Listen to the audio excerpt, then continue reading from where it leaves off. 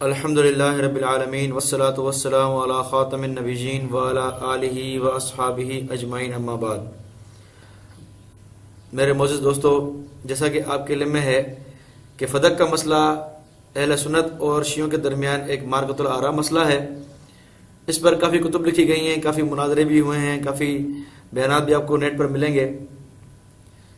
اس طرح مجھے بھی ایک بیان نیٹ پر ملا، ان کا ایک ذاکر ہے جن کو یہ علامہ آصف رضا علوی کہتے ہیں۔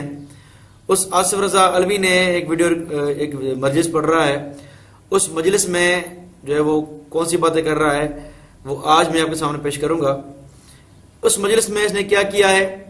جھوٹ، اپنی مذہب کی مخالفت اور اپنا ہی فتویٰ، اپنے ہی اصول سے خود کو کافر بنایا ہے اس نے اس پوری مجلس میں، ٹھیک ہے؟ تو اس مجلس میں اس نے جھوٹ بھی بولے ہیں اور اپنے مذہب کے خلاف باتیں بھی کی ہیں اور ساتھ میں اپنے پر فتویٰ کفر بھی لگایا ہے اپنے اصول سے، ٹھیک ہے؟ تو آج ہم آپ کے سامنے اس کا رد کریں گے۔ آپ ذرا اس کی کلپس دیکھیں، پھر ہم اس پہ تبصرہ کریں گے۔ تو سب سے پہلے اس کی جو پہلی کلپ ہے وہ آپ دیکھیں ذرا۔ دربار میں گئی تھی تو کائنات کی ہر مزدور کا حق منوانے کے لیے گئی تھی۔ آج کسی کی بیٹی کو بھی حق نہ ملتا اگر محمد کی بیٹی دربار میں نہ جاتی۔ دربار میں جب گئی ہے تو دربار میں جا کے بی بی نے مقدمہ لڑا ہے، جنگ لڑ کے آئی ہے رسول کی بیٹی، فتح کر کے آئی ہے نبی کی بیٹی، چہروں سے نقاب اتار کے آئی ہے، حقیقت حکومت عیاں کر کے آئی ہے۔ ناظرین، آپ نے دیکھا کہ اس کلپ میں یہ کیا کہہ رہا ہے۔ اس نے اس کلپ میں ایک بات تو یہ کی ہے کہ آج کسی کی بیٹی کو بھی حق نہ ملتا اگر محمد کی بیٹی دربار میں نہ جاتی، یعنی سیدہ فاطمہ رضی اللہ تعالیٰ عنہ دربار میں گئی تو آج سب کی بیٹیوں کو حق مل رہا ہے، ٹھیک ہے؟ ذرا اس ڈھکوسلے کی حقیقت دیکھیں، یہ اتنا بڑا ڈھکوسلا ہے۔ یہ خود شیعہ یہ کہتے ہیں کہ سیدہ فاطمہ گئیں اور 4 گھنٹے، کوئی 4 گھنٹے کہتا ہے، کوئی 3 گھنٹے کہتا ہے، کھڑی رہیں، دلائل دیتی رہیں، یہ کیا وہ کیا، لیکن پھر بھی ان کو حق نہ ملا، واپس گھر گئیں، ٹھیک ہے؟ واپس گھر گئیں، حق ان کو ملا ہی نہیں۔ جب ان کو خود کو اپنا حق نہیں ملا، وہ دوسروں کو کس طرح دلوا سکتی ہے؟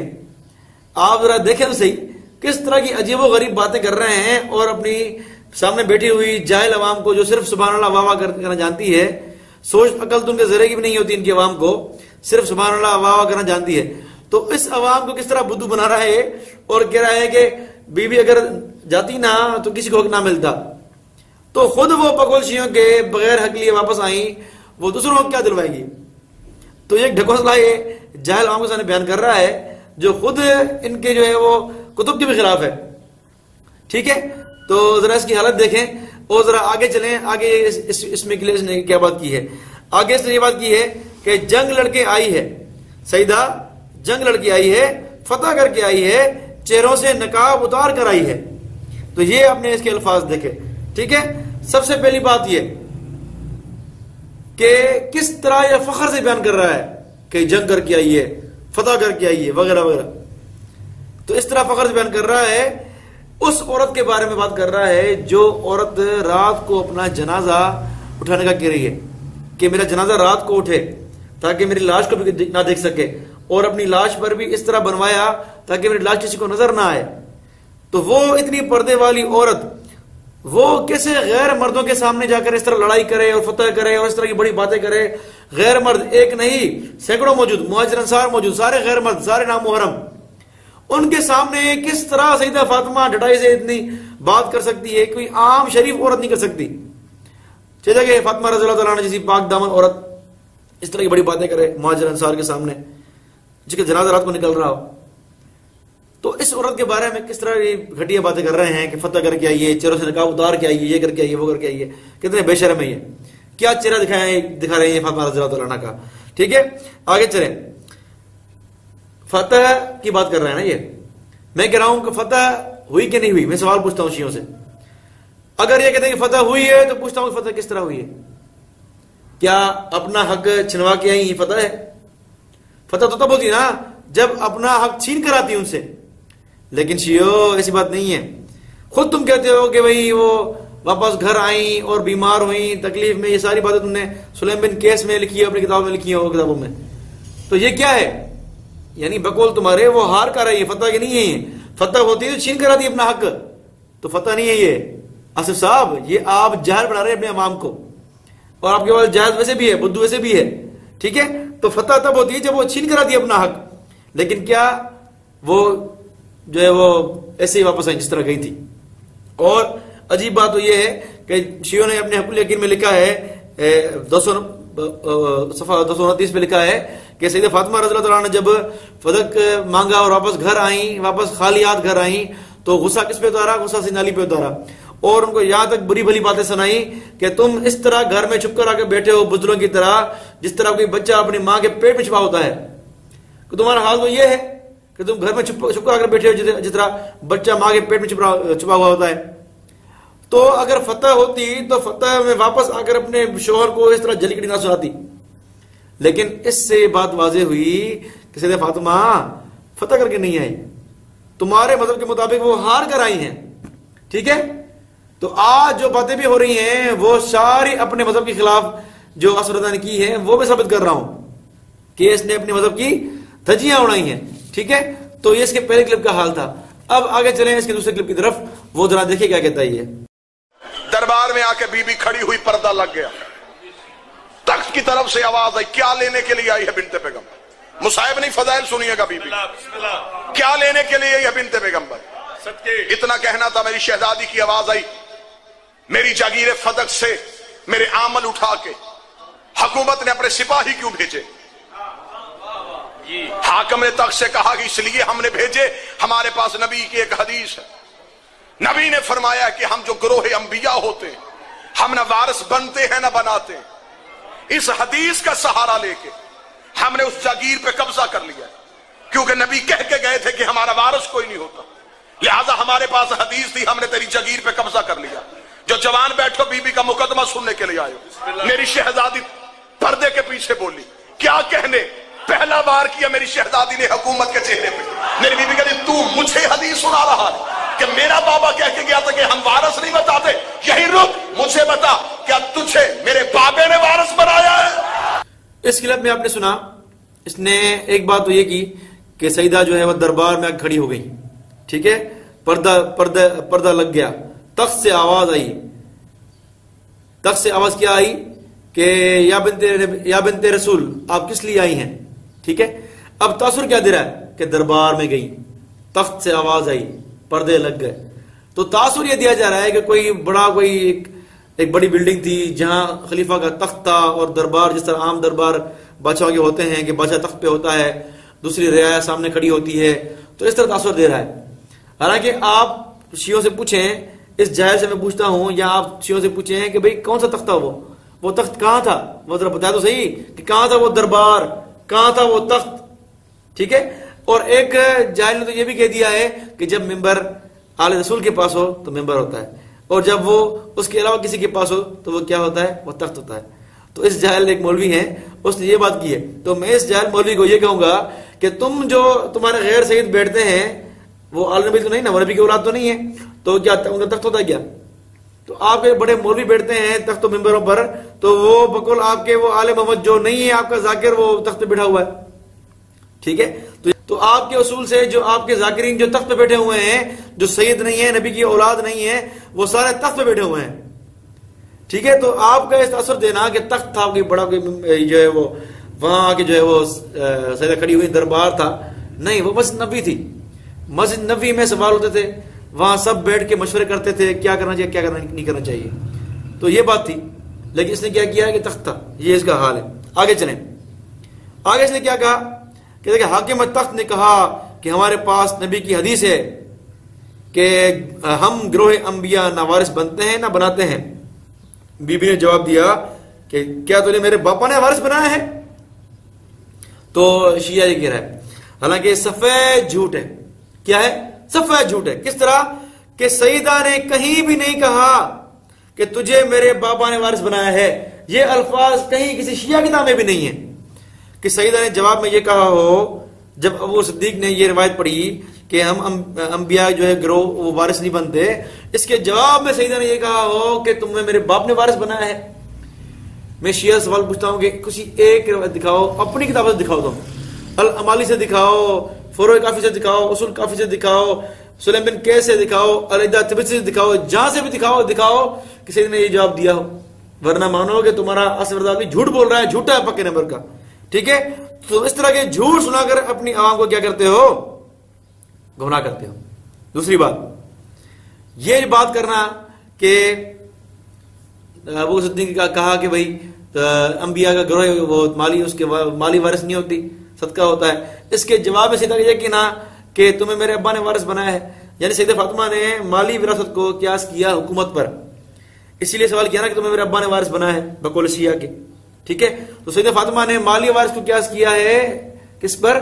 حکومتی وارث پر. حالانکہ یہ کم علمی ہے، کہاں مالی وراثت اور کہاں علمی وراثت. تو یہ تو پکی جہالت ہے. اگر کوئی بادشاہ ہو، نبی نہ ہو، کوئی بادشاہ ہو، اس کی ذاتی پراپرٹی ہے وہ کس طرح تقسیم ہوگی؟ جو سب اس کی اولاد ہوگی اس میں تقسیم ہوگی. لیکن اس کا کوئی ایک بیٹا بادشاہ بنے گا تو وہ اس کی حکومت کا بادشاہ ہوگا. ٹھیک ہے، مال کا بھی حصہ دار ہوگا لیکن مال کے حصہ دار اور بیٹے بھی ہوں گے.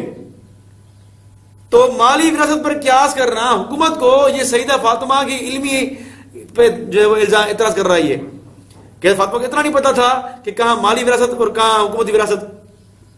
تو اس جاہل نے گویا سیدہ فاطمہ رضی اللہ تعالیٰ عنہ کے بارے میں اتنا کہہ دیا کہ ان کو علم تھا ہی نہیں کہ وہ مالی میراث کو قیاس کر رہی ہیں حکومتی میراث پر.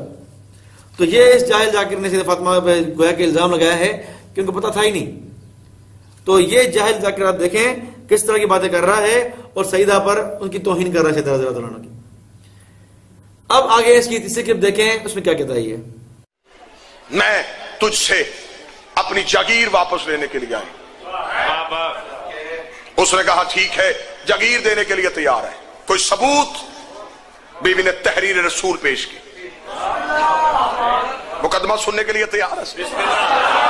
رسول کی تحریر پیش کی گئی. تحریر کو پڑھا گیا، بغور مطالعہ کیا گیا. وہ خیبر کے یہودیوں کے ہاتھ کی لکھی ہوئی تحریر تھی کہ یہ ایک باغ نہیں تھا، 40 لاکھ دینار سالانہ آمدنی آتی تھی رسول کو یہاں سے. اس کے اندر 7 باغات تھے، 40 کنویں تھے، کئی چشمے تھے. بہت بڑی جاگیر تھی، یہ پوری ایک پٹی تھی. یہ خیبر کے یہودیوں نے نبی کو لکھ کے دی تھی. یہودیوں کی تحریر تھی کہ یہ ہم مسلمانوں کے رسول محمد ابن عبداللہ کو دیتے. نیچے نبی نے نوٹ لکھا ہوا تھا کہ یہ میری ذاتی جاگیر ہے، میں اپنی بیٹی فاطمہ کو دے رہا ہوں. ناظرین آپ نے دیکھا اس کلپ میں یہ ایک تو بات یہ کر رہا ہے کہ بی بی سے ثبوت مانگا گیا، تو ثبوت کے طور پر بی بی نے تحریر رسول پیش کی، نبی کی تحریر پیش کی. ٹھیک ہے، تحریر کو بغور مطالعہ کیا گیا، یہ بات کر رہا ہے. ٹھیک ہے، اب آپ دیکھیں شیعہ کو کھول کے دیکھیں، یہ سفید جھوٹ ہے. جس طرح پہلا جھوٹ تھا کہ فاطمہ نے پوچھا کہ تمہیں میرے ابا نے وارث بنایا ہے، اس طرح یہ بھی جھوٹ ہے. کسی شیعہ کتاب میں نہیں لکھا ہوا کہ سیدہ فاطمہ نے تحریر پیش کی پہلے. میں شیعہ سے پوچھتا ہوں، آپ بھی اثر رضا سے پوچھیں کہ کہاں ہے وہ آپ کی کتاب میں دکھائیں. آپ شیعہ کو دکھائیں، شیعہ بک سے دکھائیں کہ کہاں لکھا ہوا ہے کہ سیدہ فاطمہ نے وہ تحریر پیش کی. ذرا آپ دکھائیں ذرا مجھے. تو یہ جھوٹ بولے جا رہا ہے، جھوٹ بولے جا رہا ہے، اس کو شرم بھی نہیں آتی. ٹھیک ہے، حالانکہ اس کے برعکس آپ اپنی کتب دیکھیں، علیدہ طبرسی کھول کے دیکھیں، وہاں آپ کو واضح ملے گا کہ ابو صدیق نے شروعات کی گواہوں سے کہ گواہ پیش کریں. تو شروعات ہوئی گواہ پیش کرنے سے ہے، نہ کہ تحریر سے ہے. لیکن یہ جہل کہہ رہا ہے کہ بھی فاطمہ نے تحریر دکھائی، یہ دکھائی، وہ دکھائی. تو یہ جہل. آگے چلے، آگے اس کلپ میں کیا کہہ رہا ہے کہ فلک کی جو ہے وہ 40 لاکھ دینار آمدنی تھی، 7 باغات تھے، 40 کنویں تھے، بہت بڑی جاگیر تھی. اس تحریر پر نبی نے نوٹ لکھا تھا کہ میں یہ فاطمہ کو دے رہا ہوں. ٹھیک ہے، اب 40 لاکھ دینار، اتنے کنویں، اتنے باغات، اتنی بڑی جو ہے وہ پراپرٹی تھی، وہ نبی کیا کر رہے ہیں؟ اپنی بیٹی فاطمہ کو دے رہے ہیں. تو یہ بات اس نے کی ہے. آپ دیکھیں کہ انبیاء علیہ السلام جو بھی آتے ہیں وہ کس لیے آتے ہیں؟ دین کے لیے آتے ہیں، مال کے لیے نہیں آتے. لیکن یہ نبی کا تصور، نبی کا جو ہے وہ تاثر اس طرح پیش کر رہے ہیں کہ نبی گویا کہ مال بنانے آتے ہیں اور اپنے اہل و عیال کو غنی کرنے آتے ہیں. ٹھیک ہے، اس کے برعکس ہم دیکھیں قرآن میں کیا لکھا ہوا ہے. سورہ حشر کھول کے دیکھیں آپ. سورہ حشر میں واضح اللہ مال فے کے بارے میں فرماتے ہیں کہ کہ لا یکون دولت بین الاغنیاء، کہ اس فے کو آپ سب میں پھیلاؤ، اللہ کا حق، رسول کا حق، نبی کے رشتہ داروں کا حق، یتیم کا حق، مسکین کا حق، مسافر کا حق، مہاجر انصار کا حق، ان سب کا حق اللہ نے بتایا۔ ساتھ میں یہ بھی کہا کہ تاکہ یہ دولت غنیوں میں ہی نہ پڑی رہے۔ اللہ کہہ رہے ہیں کہ یہ غنیمت تقسیم ہو، یہ غنی میں نہ پڑی رہے، لیکن یہ کہہ رہے ہیں کہ نہیں، نبی نے فاطمہ کو دیا، تو یہ قرآن کے بھی خلاف۔ ٹھیک ہے، دوسری بات کہ آپ دیکھیں جلال العیون کتاب کھول کے دیکھیں، شیعوں کی کتاب جلال العیون، اس میں واضح ایک واقعہ نقل کیا گیا ہے۔ نبی صلی اللہ علیہ وسلم سفر سے واپس آئے، جب واپس آئے حضرت فاطمہ کے پاس پہنچے تو فاطمہ رضی اللہ تعالیٰ عنہ کو سونے کی کنگن اور ہار پہنا ہوا تھا، تو آپ صلی اللہ علیہ وسلم غصے میں ہوئے، غصہ ہو گئے اور واپس گھر چلے گئے، اور سیدہ فاطمہ کو کہلوا کے بھیجا کہ یہ کنگن اور ہار کیا ہے، اللہ کے راستے میں خیرات کر دو۔ اور جو الفاظ فرمایا وہ غور کریں آپ، وہ دیکھیں کیا فرمایا کہ دنیا محمد اور آل محمد کے لیے نہیں، دنیا محمد اور آل محمد کے لیے نہیں۔ لیکن یہ کیا کہہ رہا ہے؟ یہ کہہ رہا ہے کہ 40 لاکھ دینار، یہ سارے باغات نبی نے فاطمہ کو لکھ کے دے دیے۔ تو کیا تصویر کھینچ رہے ہیں یہ نبی کی اور نبی کے اہل بیت کی کہ وہ دنیا میں آئے تھے مال بنانے کے لیے، پراپرٹی بنانے کے لیے۔ حالانکہ نبی پاک صلی اللہ علیہ وسلم کا جو ہے وہ حال کیا تھا، بھوک سے، گھر میں چولہا جلتا نہیں تھا۔ حضرت فاطمہ کا حال کیا تھا، آپ کھول کے دیکھیں جلال العیون، واضح لکھا ہوا ہے کہ حضرت فاطمہ رضی اللہ عنہ کو سیدنا علی نے بھیجا کہ اپنے والد کے پاس جائیں، کیونکہ آپ کا کام کر کر کے ہاتھ جو ہے وہ چھالے پڑ گئے ہیں، اور آپ گھر صاف کر کر کے آپ کے کپڑے میلے خراب ہو گئے ہیں، آپ جائیں اپنے والد صاحب سے کنیز مانگے، غلام مانگے۔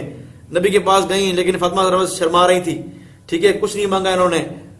پھر آخر میں کیا ہوا، جب نبی سے انہوں نے مانگا تو نبی نے تسبیحات دی، سبحان اللہ، الحمدللہ، اللہ اکبر، جن کو تسبیحات فاطمی کہتے ہیں ہم۔ تو یہ تو ان کی سیرت تھی، اور یہ کیا پیش کر رہے ہیں کہ وہ مال کی جو ہے نعوذ باللہ مال کے خواہش کے لیے، طلب کے لیے گئی تھی۔ تو یہ ان کا حال ہے، ٹھیک ہے۔ کہاں ان پاک ہستیوں کی سیرت اور کہاں ان کا مذہب۔ آگے چلیں، اب آگے ان کا کلپ نمبر 4 سنیں، اس میں کیا کہتا ہے۔ یہودیوں کی تحریر تھی کہ یہ ہم مسلمانوں کے رسول محمد ابن عبداللہ کو دیتے ہیں۔ نیچے نبی نے نوٹ لکھا ہوا تھا کہ یہ میری ذاتی جگیر ہے، میں اپنی بیٹی فاطمہ کو دے رہا ہوں، اور نبی نے اس تحریر میں لکھا تھا کہ میں حکم قرآن دے رہا ہوں، کیونکہ خدا نے کہا تھا آت ذی القربی، اپنی قریبی عورت کو اس کا حق دے۔ اگر بیٹیاں 4 ہوتی تو وہ اس شریر میں وارث ہوتی۔ آج بندے کہتے نہیں جی وہ اصل میں بی بی کا حق نہیں بنتا تھا۔ انٹرنیٹ پہ ڈاکٹر طاہر القادری کا بہت لمبا ایک لیکچر پڑا ہوا، نہیں یہ حق نہیں تھا بی بی کا۔ اگر حق نہیں تھا تو خیبر فتح ہوا ہے 7 ہجری میں، رسول دنیا سے ظاہری طور پہ گئے 11 ہجری میں، 4 سال یہ جگیر نبی کے پاس رہی۔ اگر اس میں امت کا حق تھا نبی نے دیا کیوں نہیں؟ ناظرین، آپ نے سنا کہ اس کلپ میں اس نے یہ بات کی ہے کہ نبی کے بارے میں کہہ رہا ہے کہ میں بحکم قرآن یہ حق دے رہا ہوں بی بی کو، ٹھیک ہے، اور قرآن کی آیت پڑھ رہا ہے کہ وَآتِ ذِی الْقُرْبَىٰ حَقَّهُ، وہ ترجمہ کر رہا ہے کہ اپنی قریبی عورت کو اس کا حق دے۔ کیا؟ اپنی قریبی عورت کو اس کا حق دے، ترجمہ اس نے یہ کیا۔ لیکن آپ دیکھیں ترجمہ اس نے غلط کیا ہے۔ کس طرح غلط ترجمہ کیا ہے وہ ذرا آپ دیکھیں، ان کا ترجمہ مقبول اٹھا کے دیکھیں، ان کا ترجمہ مقبول اٹھا کے دیکھیں، اس میں ترجمہ کیا لکھا ہوا ہے۔ اس میں ترجمہ یہ لکھا ہوا ہے کہ اے رسول تم قرابت والے کو اس کا حق دو، قرابت والے کو اس کا حق دے دو۔ اور اس کے علاوہ دیکھیں، اس کے علاوہ دوسرا ترجمہ دیکھیں، ترجمہ فرمان علی شیعوں کا ترجمہ، اس میں اس جو ترجمہ کیا ہے اس آیت کا وہ بھی ذرا آپ دیکھ لیں، کرائے کہ اور قرابت داروں اور محتاج پردیسی کو ان کا حق دے دو۔ تو کہاں یہ ترجمہ جو ان کے بڑوں نے کیا ہے اور کہاں جو ترجمہ یہ کر رہا ہے کہ اپنی قریبی عورت کو اس کا حق دو، تو اپنے مترجمین کی بھی مخالفت کر رہا ہے یہ اپنی جاہل عوام کے سامنے، جو صرف واہ سبحان اللہ کر رہے ہوتے ہیں، ان کو پتا تو الف ب کا نہیں ہوتا، تو اپنے مترجمین کی مخالفت کر رہا ہے۔ دوسرا یہ کہ آپ مکمل آیت پڑھ کے دیکھیں ذرا، اس مکمل آیت میں کیا لکھا ہوا ہے کہ اپنے قریبی رشتہ داروں کو حق دو، والمسکین وابن السبیل، اور مسکین کو بھی حق دو اور مسافر کو بھی حق دو۔ یعنی یہ حق صرف رشتہ داروں کا نہیں ہے، یتیموں کا بھی حق ہے، مسکینوں کا بھی حق ہے، اور مسافروں کا بھی حق ہے. لیکن یہ کیا کہہ رہے ہیں کہ نبی نے صرف فاطمہ کو دے دیا. یعنی نبی پاک صلی اللہ علیہ وسلم نوز باللہ قرآن کی آیت پہ عمل کیا ہی نہیں. اللہ کہتے ہیں کہ تینوں کو حق دو اور یہ صرف اپنے ایک کو حق دے رہے ہیں. تو گویا اس کے نزدیک نبی پاک صلی اللہ علیہ وسلم نے نوز باللہ قرآن پر بھی عمل نہیں کیا. پھر آگے کیا کہہ رہا ہے اسی کلپ میں آپ نے سنا، کہہ رہا ہے کہ 4 سال یہ جاگیر رسول کے پاس تھی، اگر یہ امت کا حق تھا تو رسول نے دیا کیوں نہیں؟ یہ سوال کر رہا ہے. لیکن اس جاہل کو آپ دیکھیں، اس جاہل نے اگر قرآن کی آیت پڑھی ہوتی نا سورہ حشر، اس میں آپ دیکھیں 7, 8, 9 ان 3 آیات میں دیکھیں آپ، اللہ تعالیٰ نے 8 مصارف بتائے ہیں، 8 کہ مال فے کن کن کا حق ہے. سب سے پہلے اللہ کے راستے میں خرچ ہوگا، للہ وللرسول، نبی اپنے آپ پہ خرچ کرے گا، ولذی القربا اپنے رشتہ داروں پہ خرچ کرے گا، والیتاما یتیموں پر، والمساکین وابن السبیل مسکین اور مسافر، ان سب پہ خرچ. یہ 6 ہوئے. پھر آگے فرماتے ہیں للفقراء المہاجرین، جو غریب مہاجرین ہیں جو اپنا گھر چھوڑ کر آئے ہیں ان پر بھی نبی خرچ کریں گے، یہ مال فے. ٹھیک ہے. 8واں کیا بتایا؟ والذین تبوؤا الدار، وہ جنہوں نے اپنا گھر دیا یعنی انصار. تو اللہ نے 8 مصارف بتائے ہیں اس مال فے کے، اور یہ کہہ رہا ہے کہ نہیں، نبی پاک صلی اللہ علیہ وسلم نے کیا کیا؟ کسی پہ خرچ نہیں کیا. قرآن کہے 8 پہ خرچ کرو، اور یہ کہہ رہا ہے کہ نہیں، نبی نے فاطمہ کو لکھ کے دیا، کسی پہ خرچ نہیں کیا. تو یہ تو ان کا حال ہے. یہ اتنے اندھے ہو گئے ہیں کہ نعوذ باللہ نبی کو قرآن کے خلاف کرنے والا کہہ رہے ہیں. یہ آگے چلیں، یہ اپنی کتابوں سے بھی نواقع میں بیچارے، یہ کتابیں پڑھ کر یہاں وہاں کی اور بیان کرتے ہیں اپنی جاہل عوام کے سامنے، اور ان کے جاہل عوام کہتے ہیں کہ یہ بڑے مناظر ہیں، بڑے علامے ہیں، ان کو سمجھتے ہیں. لیکن ان کو پتہ نہیں ہے کہ ان کی اپنی کتابوں میں کیا لکھا ہوا ہے. ذرا آپ دیکھیں، ان کی کتاب ہے میرات العقول، جو ان کی جامع الکافی کی شرح ہے، اس کا جلد نمبر 6 پیج 252 واضح لکھا ہوا ہے احکام فے کے احکام لکھے ہوئے ہیں. کیا لکھا ہوا ہے کہ وَلِذِي الْقُرْبَى یعنی اہل بیت رسول، ان کا بھی حق ہے، والیتاما والمساکین وابن السبیل منہم، ان سب کا حق ہے، یتیم مسکین مسافر سب کا حق ہے. اب میں سوال تم سے کرتا ہوں، اے شیعو، اے آصف رضا علوی، مجھے تو بتا کہ نبی نے اس قرآن کی آیت پہ عمل کیا کہ نہیں کیا؟ نبی نے اس کو حق دیا، یتیموں کو حق دیا نہیں دیا؟ جو مسکین کا حق ہے، جو اللہ نے کہا ہے اس کو حق دو، نبی نے دیا نہیں دیا؟ مسافر کا حق ان کو دیا نہیں دیا؟ جو مہاجر انصار کا حق اللہ نے کہا اس کو دو، نبی نے دیا نہیں دیا؟ اتنا بتاؤ مجھے آپ. یہاں اپنا جھوٹا مذہب قائم رکھو یا قرآن پہ عمل کرو. ایک بات تو کرنی ہے آپ نے، یا جھوٹا مذہب اختیار کرنا ہے اپنا، یا قرآن پہ عمل کرنا ہے. ٹھیک ہے. تو یہ آپ نے جو باتیں کی ہیں چوتھے کلپ میں، اس کا تفصیلی رد ہوا. اب آئے ذرا ان کے 5ویں کلپ پر، جو اس کلپ میں اس نے ایک بہت خبیث بات کی ہے اور فتویٰ لگایا ہے سیدنا ابو صدیق رضی اللہ عنہ پر، لیکن یہ فتویٰ الٹا سے گلے میں پڑ رہا ہے، خود کافر ہو رہا ہے اس سے. ذرا کرامت دیکھیں ابو صدیق کی، آپ رضی اللہ عنہ کی. تحریر قبول کر سکتے تھے اگر گواہیاں مکمل ہوتی. کیا کہنے نبی کی بیٹی، نبی نے تحریر واپس لے لی، نبی کی بیٹی نے گواہیاں نہیں بدلی، بی بی نے مقدمہ واپس لے لیا، گواہ نہیں بدلے. اب گواہ کیوں نہیں بدلے تھے؟ یہ مقدمہ سننا. گواہ بی بی نے اس لیے نہیں بدلے کہ قرآن کی اعتبار سے فقہ کا قانون ہے، اگر کوئی کسی مومن کو جھوٹا کہے تو وہ بن جاتا ہے فاسق. فاسق نماز پڑھ سکتا ہے، پڑھا نہیں سکتا. فاسق چاند کی شہادت نہیں دے سکتا. فاسق نکاح میں بطور گواہ نہیں بیٹھ سکتا. فاسق طلاق کے سیغوں میں بطور گواہ نہیں بیٹھ سکتا. فاسق عادل نہیں رہتا. اگر کوئی کسی سچے مومن کو جھوٹا کہے تو قرآن کی نص سے وہ بنتا ہے فاسق. اور معاذ اللہ ثم معاذ اللہ، اگر کوئی قرآن کو جھوٹا کہہ دے تو وہ فاسق نہیں بنتا، قرآن کہتا وہ بن جاتا ہے کافر. پھر اسے دوبارہ کلمہ پڑھنے کی ضرورت ہوتی. کیا کہنے نبی کی بیٹی تو اتنی بڑی جنگ لڑکی آئی ہے کہ نہیں. بی بی نے فرمایا گواہیاں اس لیے نہیں بدل رہی کہ تو نے علی کی گواہی کو جھٹلایا ہے، اور میرے بابے کی حدیث ہے القرآن مع علی و علی مع القرآن، قرآن علی کے ساتھ ہے، علی قرآن کے ساتھ ہے. تو نے حسن حسین کو جھٹلایا ہے، حسن حسین بھی قرآن کے وارث ہے. بی بی نے کہا تو نے قرآن کو جھٹلا دیا، میں گواہیاں واپس لے کے جا رہی ہوں اور میں تاریخ میں لکھوا کے جا رہی ہوں کہ میں تمہیں فاسق نہیں کرنے آئی تھی، میں تمہیں کافر کرنے آئی. ہاں تو ناظرین آپ نے دیکھ لیا اس کلپ میں اس نے جو بات کی ہے. اس میں اس نے اس طرف اشارہ کیا ہے کہ سیدنا ابو صدیق نے علی کو جھٹلایا، یعنی علی کی گواہی قبول نہیں کی، حسنین کی گواہی قبول نہیں کی، ام ایمن کی گواہی قبول نہیں کی. اس پر یہ کہتا ہے کہ وہ کیا ہے، جو مومن کو جھٹلائے وہ کیا ہوتا ہے، فاسق ہوتا ہے. ٹھیک ہے، اور فاسق نماز نہیں پڑھا سکتا، یعنی امام نہیں بن سکتا. ٹھیک ہے، آگے سے یہ کہا ہے کہ نبی نے فرمایا قرآن علی کے ساتھ ہے اور علی قرآن کے ساتھ ہے، اس لیے جو علی کو جھٹلایا وہ قرآن کو جھٹلا رہا ہے، اور جو قرآن کو جھٹلایا وہ نعوذ باللہ کافر ہو جاتا ہے. ٹھیک ہے، تو حضرت بی فاطمہ رضی اللہ تعالیٰ عنہ ابو بکر صدیق کو یہ گواہ پیش کر کے نعوذ باللہ کافر کرنے آئی تھی. ٹھیک ہے، تو اس نے یہ بات کی ہے. لیکن آپ دیکھیں کہ سیدنا ابو بکر صدیق رضی اللہ تعالیٰ عنہ کے بارے میں اس نے بات کی ہے، خبیث بات کی ہے اس نے. اس پہ آپ دیکھیں کہ اہل بیت کا عمل کیا ہے اور یہ کیسے کافر ہو رہا ہے، خود کافر ہو رہا ہے اس اصول سے. آپ دیکھیں کس طرح کہ یہ کہہ رہا ہے کہ کیا ہے، ابو صدیق فاسق ہے. کیوں کہ اس نے ٹھکرائی گواہی کس کی، علی کی اور حسنین کی، اور وہ مومن تھے، ان کو جھٹلایا تو کیا ہوا، فاسق بنا، اور فاسق نماز نہیں پڑھا سکتا. ٹھیک ہے، لیکن آئے ہم دیکھیں سیدنا علی کا فعل کیا ہے. شیعہ کتاب دیکھیں، الادعاء طبرسی جلد نمبر اول پیج 122 واضح لکھا ہوا ہے، اور یہی بات مرات الکل میں بھی ہے اور تفسیر قمی میں بھی ہے. کیا بات ہے، ثم قام وتحيا للصلاة وحضر المسجد وصلى خلف ابي بکر. سیدنا علی رضی اللہ عنہ نماز کے لیے اٹھے اور مسجد میں حاضر ہوئے اور نماز پڑھی پیچھے ابو بکر صدیق کے.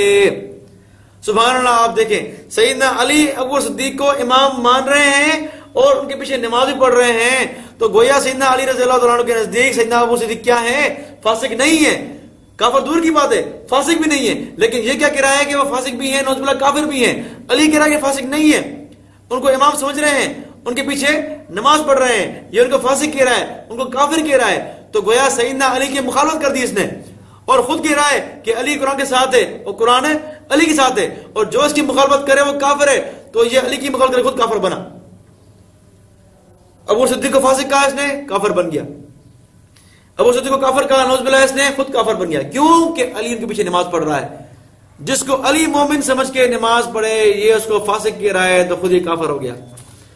تو اپنے اصول سے، اپنے فتوے سے یہ کافر ثابت ہوا. یہ کرامت ابو صدیق رضی اللہ عنہ کی ہے. تو بہت سے صحابہ کے مریضوں کو دیکھیں کہ اپنے فتوے سے کافر ہو رہے ہیں. یہ کرامات صحابہ کرام کی ہیں الحمدللہ. پھر آگے سیدہ کے بارے میں انہوں نے کیا کہا کہ حضرت فاطمہ نے جو ہے وہ کیا کہا، میں تمہیں فاسق نہیں کافر کرنے آئی ہوں.